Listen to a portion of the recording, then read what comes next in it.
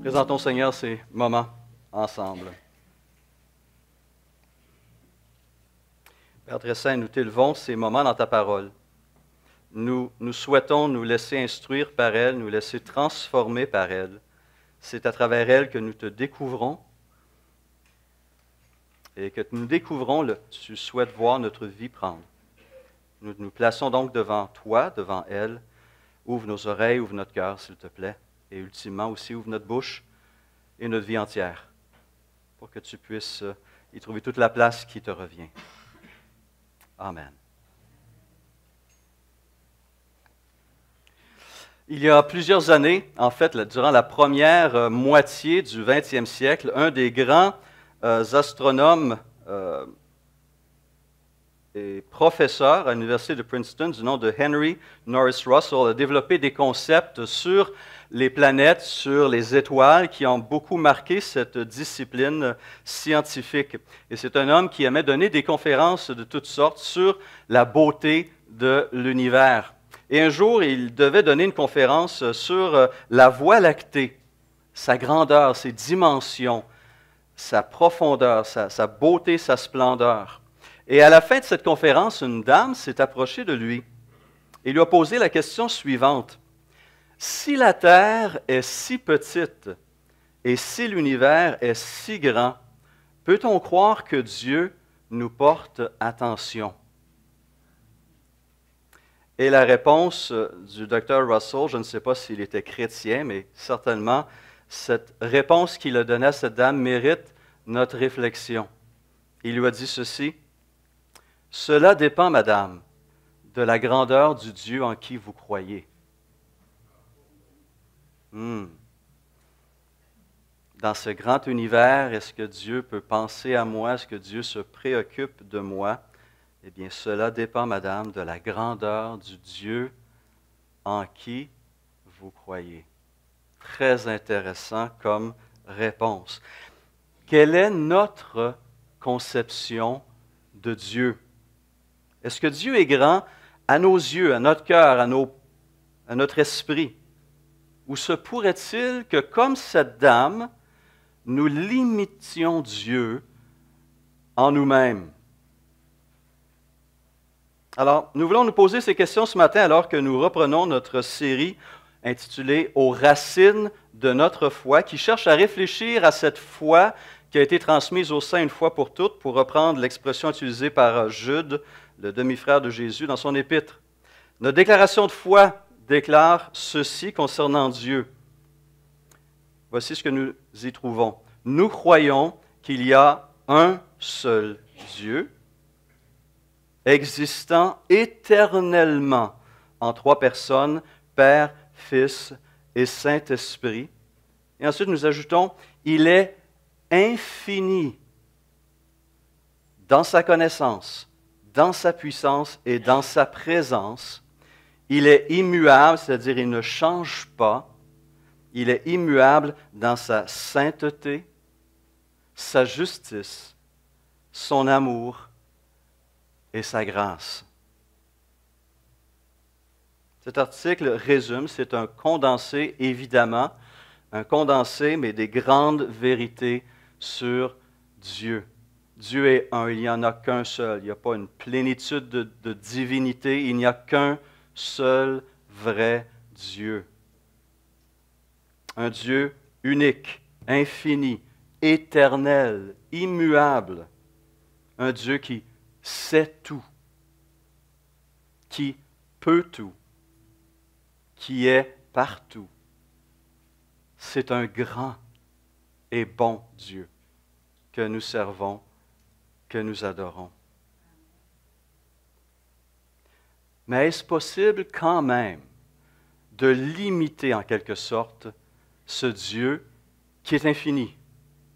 Non pas évidemment objectivement, on ne peut pas limiter nous-mêmes Dieu, mais peut-être subjectivement dans notre esprit, dans nos pensées, dans notre vie quotidienne, se pourrait-il que, comme cette femme, nous ayons une image, une conception de Dieu inférieure à ce qu'il est réellement.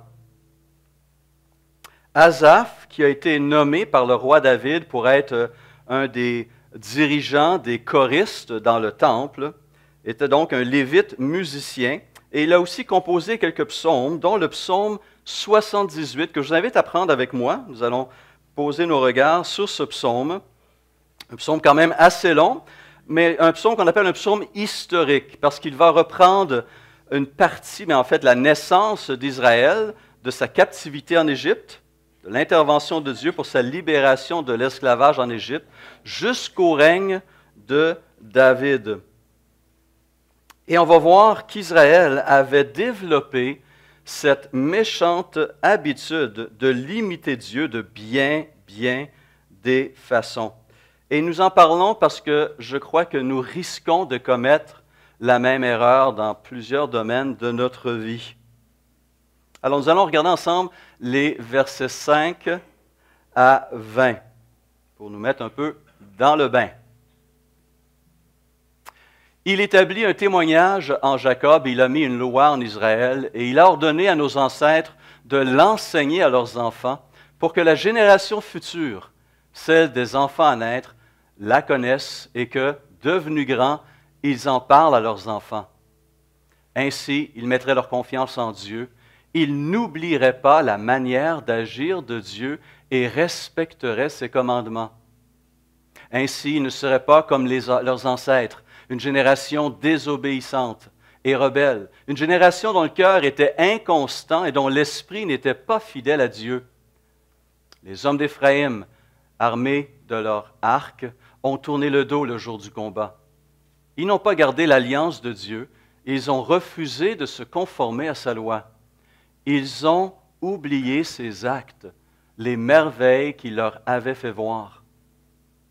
Devant leurs ancêtres, il avait fait des miracles en Égypte, dans la campagne de Tsoan, un autre nom pour une région de l'Égypte. Il avait fendu la mer pour les faire passer. Il avait dressé l'eau comme une muraille. Il les avait guidés le jour par la nuée et toute la nuit par un feu éclatant. Il avait fendu les rochers dans le désert et leur avait donné à boire en abondance. Du rocher, il avait fait jaillir des sources et couler de l'eau comme des fleuves. Mais ils ont continué à pécher contre lui, à se révolter contre le Très-Haut dans le désert. Ils ont provoqué Dieu dans leur cœur en demandant de la nourriture à leur goût. Ils ont parlé contre Dieu, ils ont dit, « Dieu pourrait-il dresser une table dans le désert? Voici, il a frappé le rocher et l'eau a coulé, des torrents se sont déversés. Pourra-t-il aussi donner du pain, fournir de la viande à son peuple? » Grande question qui remet en question, justement, la bonté de Dieu. Dans ce passage et d'autres que nous allons voir, nous avons besoin de vérifier, de sonder nos cœurs et de voir s'il n'y aurait pas des domaines où, justement, nous limitons l'action de Dieu. Nous commençons une nouvelle année, nous avons plein de projets, plein de rêves, de possibilités. La pire des choses serait de limiter la capacité de Dieu d'agir dans notre vie et à travers notre vie. Il est donc important de pouvoir se placer devant lui à nouveau et de faire cet examen afin de lui donner toute la liberté, toute la place et toute l'action nécessaire. Alors, comment risquons-nous de limiter Dieu? Comment les Israélites l'ont-ils fait et comment risquons-nous de le faire, nous, peuple de la nouvelle alliance? Eh bien, nous pouvons limiter Dieu en oubliant ses actions passées. Revenons au verset 11. « Ils ont oublié, écrit Asaph, ses actes, les merveilles qu'il leur avait fait voir. » Au verset 42, « Ils ne se sont pas souvenus de sa puissance, du jour où il les avait délivrés de l'ennemi, des miracles qu'il avait accomplis en Égypte et de ses prodiges dans les campagnes de Tsoan. » Ils avaient oublié tout ce que Dieu avait fait en leur faveur auparavant. Le philosophe allemand Hegel a dit ceci, « Une chose que l'on apprend de l'histoire, c'est qu'on n'apprend pas de l'histoire. » On oublie. On oublie. Un dicton populaire dit que la mémoire est une faculté qui oublie. Mais il faut dire qu'elle est plutôt sélective. Pas vrai? Hein? On va se rappeler parfois des blessures, des paroles blessantes, des impairs des autres, des promesses non tenues. Mais on oublie vite les marques d'amour, de compassion, de générosité. Et ce problème ne date pas d'hier. On le voit avec les Israélites. Il y a plus de 3000 ans. Ils ont oublié les bontés de Dieu.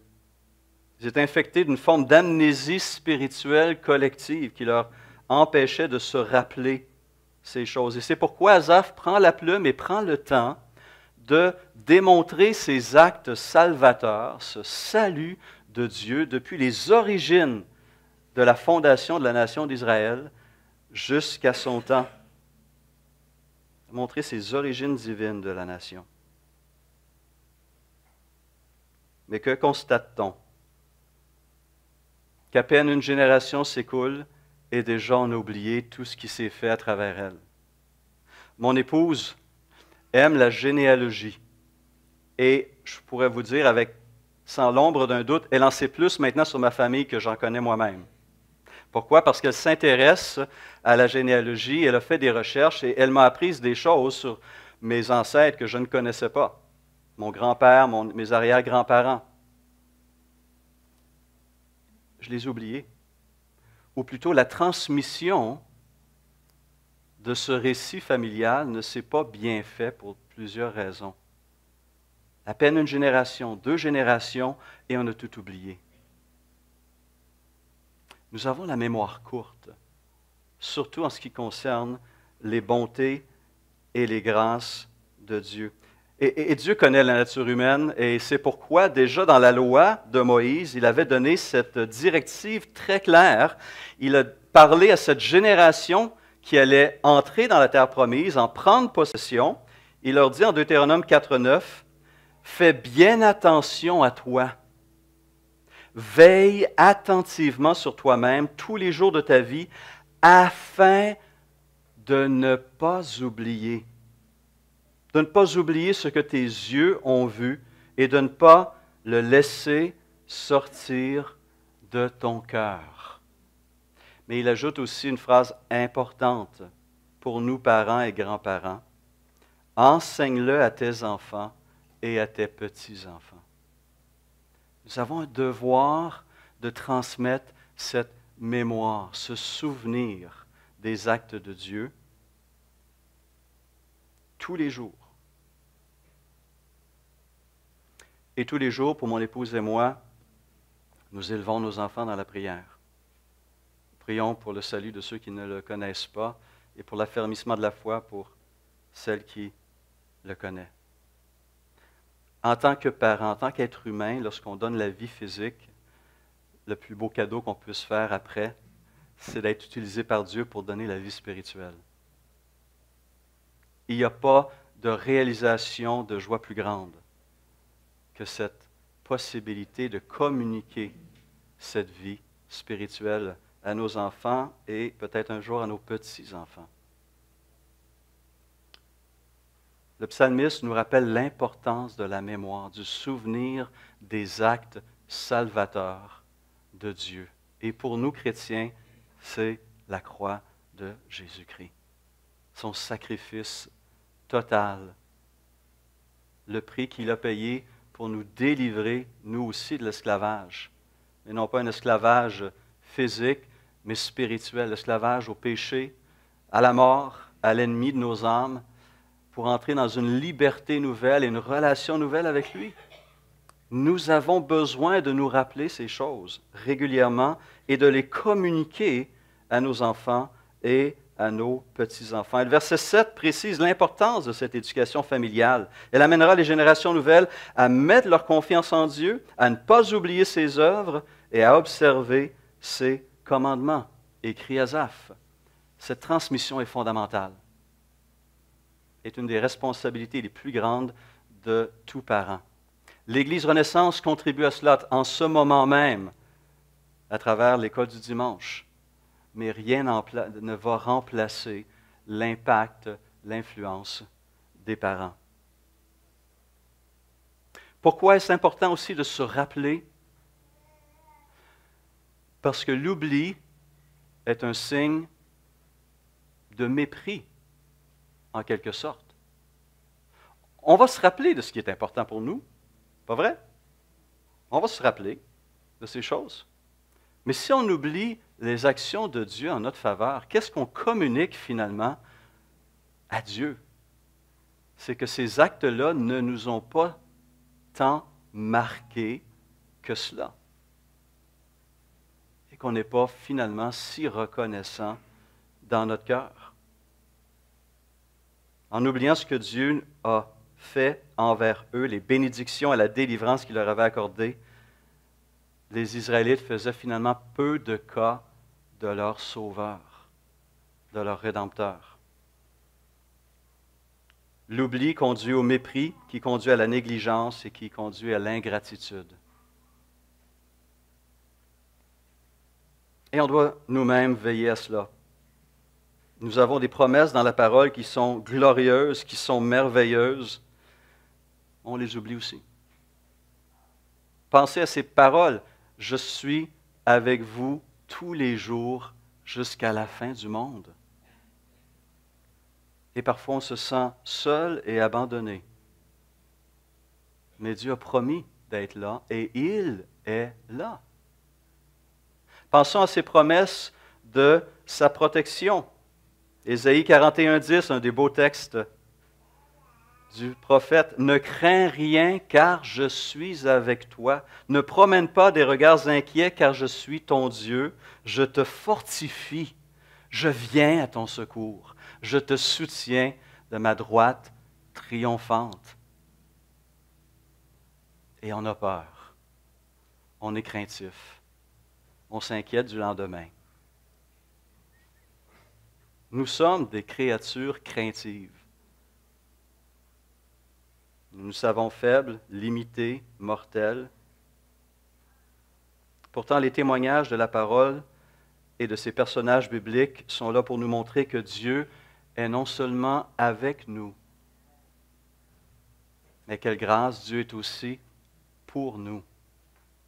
Pour nous. Il veille sur nous, sur nos vies, qui lui appartiennent et qui lui sont précieuses.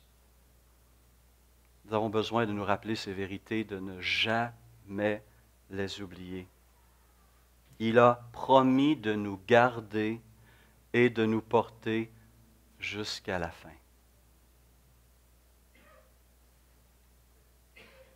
Parce que lorsqu'on oublie ce que Dieu a fait pour nous dans le passé, on va se mettre à douter de ce qu'il peut faire pour nous dans l'avenir. Donc, nous avons un devoir de mémoire, un devoir de rappel, et de constamment revenir à la résurrection, à la croix, à la résurrection, à l'ascension, à l'intercession actuelle et aux promesses de Jésus-Christ pour nous ici ce matin dans cette salle. Et ces promesses, ces actions sont nombreuses. Mais nous allons aussi limiter Dieu en mettant en doute sa bonté malgré son abondante générosité pensée. Versets 19 à 21. « Ils tentèrent Dieu dans leur cœur en demandant de la nourriture selon leur désir. Ils ont parlé contre Dieu, dit Asaph. Ils ont dit, Dieu pourrait-il dresser une table dans le désert? Voici, il a frappé le rocher, de l'eau a coulé, des torrents se sont déversés. Pourra-t-il aussi donner du pain et fournir de la viande à son peuple? » Verset 21 nous parle de la réaction de Dieu à cela. L'Éternel a entendu cela et il a été irrité. Les Israélites ont tenté Dieu, non pas seulement en lui demandant un signe pour voir un besoin fondamental, mais ils ont demandé, Seigneur, c'est ça qu'on veut et rien d'autre. Peux-tu, s'il te plaît, faire ça? Ils lui imposent leur volonté. Ils exigent à un moment précis, à leur temps, de leur manière, que Dieu fasse leur volonté. Et ils l'ont mis à l'épreuve. Es-tu capable? Montre-nous que tu es capable. Je te lance le défi. Prouve-le. Allez, agis. Un mépris incroyable. Et l'incrédulité peut facilement dégénérer en calomnie.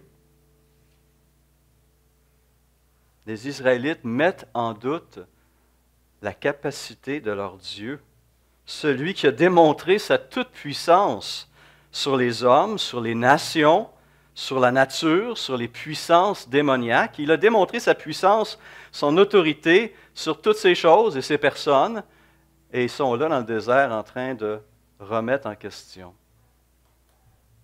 ce grand Dieu. Il y a un problème. Peut-être pas autant là que là, mais il y a un problème.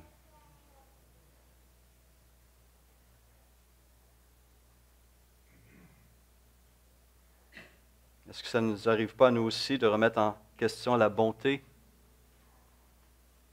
et l'amour de Dieu? Lorsqu'on passe par des épreuves, n'est-ce pas? Cette question qui vient, peut-être très silencieuse, mais qui est là. Dieu, as-tu réellement mon bien à cœur? Dieu, est-ce que tu m'aimes vraiment? Parce que si tu m'aimais, il me semble que tu ferais ça ou tu ne ferais pas ça. Et on se met à douter. On remet la bonté, l'amour et les capacités de Dieu en question. Nous aussi, on peut limiter Dieu dans nos vies, dans nos pensées, dans notre cœur. Et ce qui découle de cela, c'est, troisièmement, on limite Dieu en ne lui faisant pas confiance. On ne va plus à lui pour lui remettre nos besoins, nos projets et notre vie. Verset 22, ils n'ont pas cru en Dieu, ils n'ont pas eu confiance dans son secours. Et quel est le résultat de cela? Ils ont fermé la porte à la terre promise. C'est à cause de ce doute, de ce manque de confiance, qu'ils ont été privés de l'entrée dans la terre que Dieu offrait au peuple. Et une génération entière est morte dans le désert à cause de cette incrédulité, à cause de cette perte de confiance. Après que Dieu ait mis à genoux le Pharaon,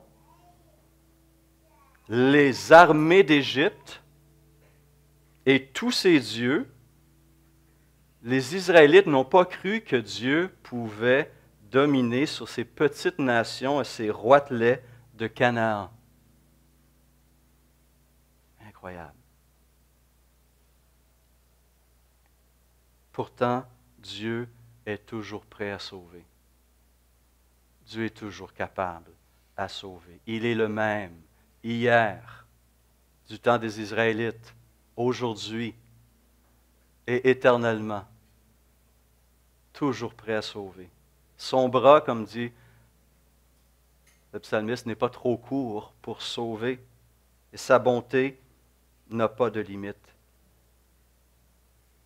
L'incrédulité empêche les bénédictions de Dieu. Jésus l'a vécu. Jésus l'a vécu. À travers son ministère de prédication, à travers la Palestine, à travers ses miracles, il s'est un jour retrouvé dans sa propre patrie, dans son propre village.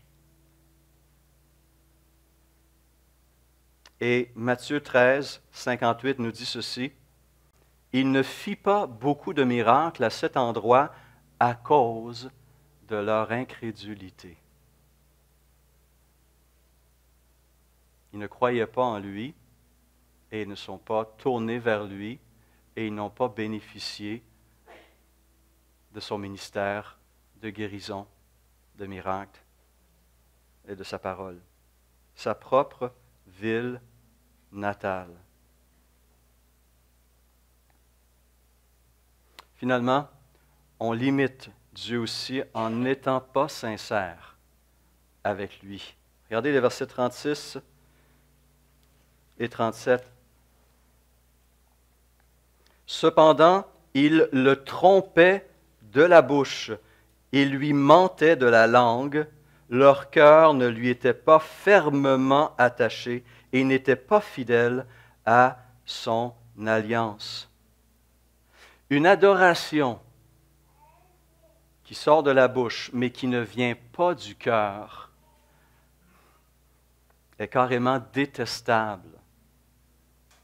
Détestable aux oreilles de Dieu. Il préfère qu'on se taise.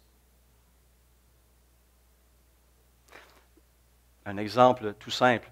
Ça ne vous est pas déjà arrivé de vous retrouver dans une situation avec une personne que vous savez n'est pas nécessairement en bon terme avec vous ou ne vous aime pas, vous jalouse ou je ne sais quoi, et qui tout d'un coup se met à vous faire plein de compliments. Et puis il en met. Il en met. Vous savez que la personne est hypocrite. Vous savez qu'elle veut peut-être une faveur ou qu'elle veut tout simplement, pour une raison que vous ne savez pas exactement, mais vous savez qu'il y a quelque chose qui sonne faux. Comment vous sentez-vous dans une telle situation? Hein? Non, mais pour qui il me prend? Hein? C'est insultant. On sait que c'est faux, ça se sent. Dieu le sent encore bien davantage.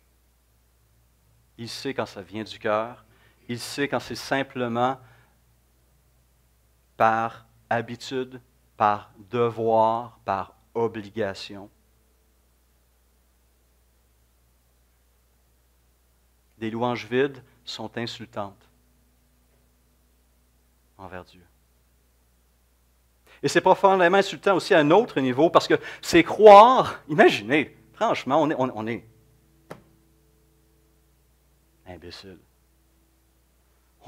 On croit que Dieu ne lit pas notre cœur, que Dieu ne connaît pas nos motivations profondes. On pense qu'on peut tromper Dieu par des louanges creuses, des prières creuses.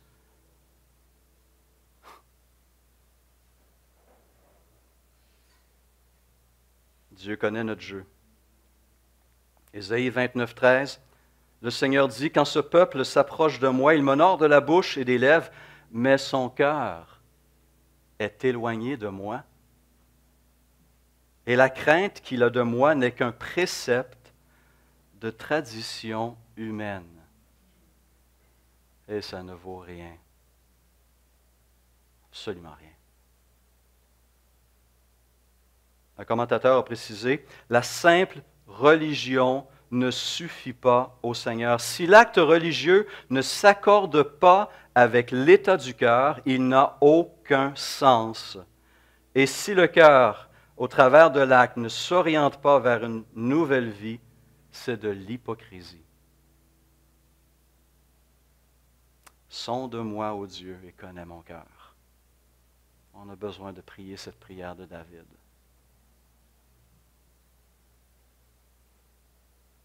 Les conséquences du fait de limiter Dieu sur notre vie sont évidentes. La première est que le cœur de Dieu lui-même est attristé, mais aussi sa colère est provoquée. Verset 21, « L'Éternel a entendu cela et il a été irrité. » Verset 40, « Que de fois ils se sont révoltés contre lui dans le désert, que de fois ils l'ont irrité dans les lieux arides. Ainsi, ils ont recommencé à provoquer Dieu, à attrister le Saint d'Israël. » Ses comportements, ses paroles, ses pensées attristent notre grand Dieu. Alfred Kuhn souligne cette réalité. Il dit, ce qui ressort de ce survol de l'histoire d'Israël, c'est que l'incrédulité de l'homme blesse vraiment Dieu. L'homme ne lui fait pas confiance malgré tous les témoignages de sa bonté, mais il est honoré par la foi. On s'expose aussi à la pauvreté et à la privation spirituelle, comme ces citoyens de Nazareth qui n'ont pas reçu Jésus, qui n'ont pas cru en lui. Verset 60 du psaume 78 mentionne « Il a abandonné la demeure de Silo, la tente où il habitait parmi les hommes. » Silo était le lieu où il se trouvait le tabernacle, du temps des juges jusqu'à la fin du règne du premier roi Saül. Mais parce que le peuple n'a pas cru en Dieu, parce que le peuple s'est détourné de Dieu, Dieu aussi a abandonné le tabernacle, a abandonné Silo, et Silo a été conquise et prise par les Philistins. L'Arche de l'Alliance a été capturée aussi par les Philistins, et le peuple a vécu une période sombre.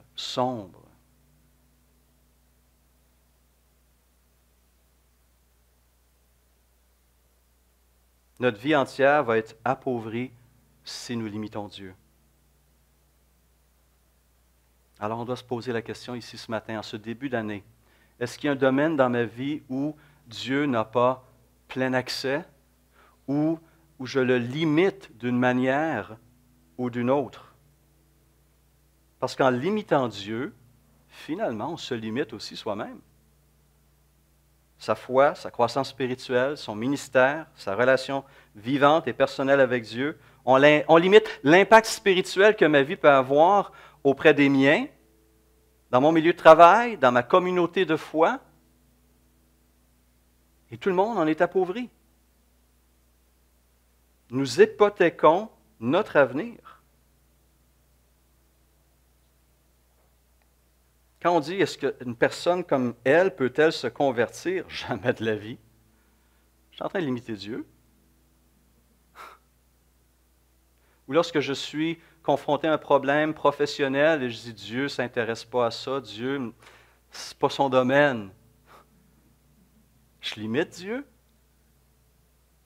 Et je réalise que je le fais dans ma relation conjugale, familiale et dans plein de domaines. Je limite Dieu parce que je ne crois pas.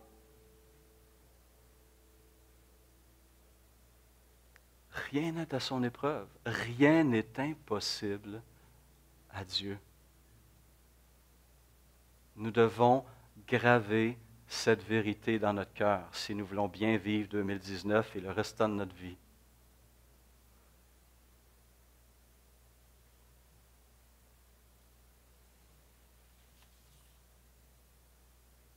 N'empêchons pas Christ de prendre la place qui lui revient dans notre cœur et dans nos pensées.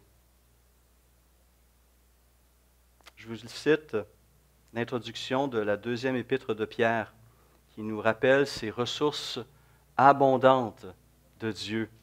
Il dit au verset 3 de 2 Pierre 1, « Sa divine puissance nous a donné tout ce qui contribue à la vie et à la piété au moyen de la connaissance de celui qui nous a appelés par sa propre gloire et par sa vertu. Celle-ci nous assure de sa part les plus grandes et les plus précieuses promesses, afin que par elle, vous deveniez participants de la nature divine en fuyant la corruption qui existe dans le monde par la convoitise. » Nous avons reçu tout ce qui est nécessaire pour vivre ici et maintenant le genre de vie qu'on a été appelé à vivre en Jésus-Christ. Frères et sœurs, il ne nous manque rien. C'est ce que Dieu nous dit. Saisissons-nous de ces choses avec foi, avec confiance. Mais je veux terminer sur cette bonne nouvelle, que même si nous devions nous-mêmes, momentanément, oublier Dieu, Dieu ne nous oublie pas et ne nous oubliera jamais. Ésaïe 49, verset 14. Sion disait, « L'Éternel m'a abandonné, le Seigneur m'a oublié. » Une femme oublie-t-elle l'enfant qu'elle allait? N'a-t-elle pas compassion du fils qui est sorti de son ventre? Même si elle l'oubliait, moi, je ne t'oublierai jamais. Vois, je t'ai gravé sur mes mains. Tes murailles sont constamment devant moi. Et bien sûr, on voit dans cette allusion, dans ce texte, une allusion à la crucifixion de Jésus, ces marques qui demeurent un témoignage permanent à la fois du péché de l'homme, mais de la grâce de Dieu, qui par ce sacrifice nous a donné le pardon, la vie et la communion. Et Dieu ne nous oubliera jamais. Puissions-nous marcher en 2019 avec cette assurance au fond de notre cœur. Marcher avec confiance, conviction, courage et reconnaissance. Prions.